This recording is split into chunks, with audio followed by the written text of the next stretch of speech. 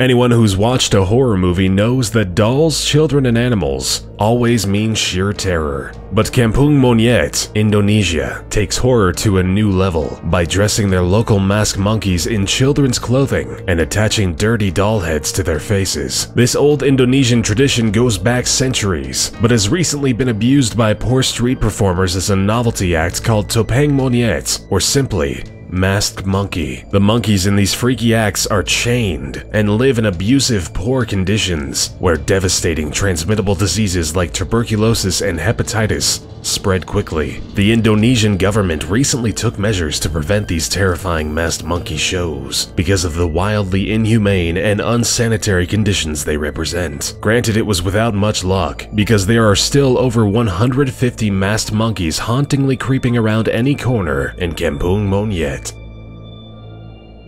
Usually, water represents life and abundance, but in the case of Lake Natron, located near the Tanzanian-Kenyan border, death is more of an accurate picture. It's so lethal that one too many hours exposed to the vapors alone can kill you. The water of this disgusting pool is so full of salt that it naturally mummifies and murders thousands of animals a year. Because of its high salinity, the temperatures of this lake can reach an astounding 140 degrees Fahrenheit. These insane temperatures often cause Lake Natron to dry up and leave the calcified remains of animal carcasses mummified in the desert sun. If that wasn't enough, because of the weird algae and bacteria that manage to survive in Lake Natron, it often turns blood red before quickly drying up and scabbing over like a sick, infected flesh wound.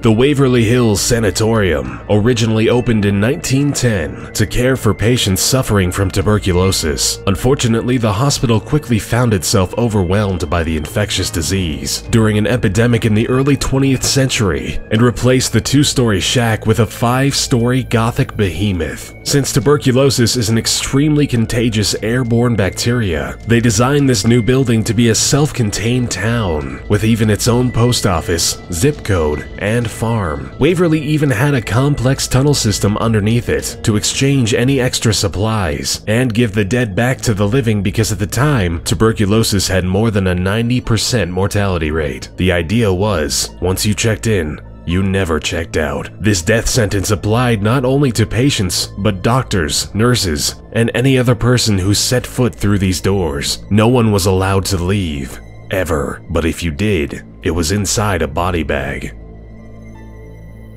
Just outside of Guatemala City, unusually high death rates cause cemeteries to start building up into the land of the living, instead of down in the dirt with the dead. These creepy crypts are built vertically by stacking one body on top of another in long rows as far as the eye can see. The demand for burial crypts in Guatemala City is so extreme that general cemeteries charge rent to keep dead bodies housed properly. If the deceased family can't spring the cash to keep the crypt of their loved ones undisturbed, then the grave is covered in red paint. This is so common that every single day they pull out dead bodies from the red crypts and abruptly dump them with hundreds of others into a large communal grave right next to the city dump.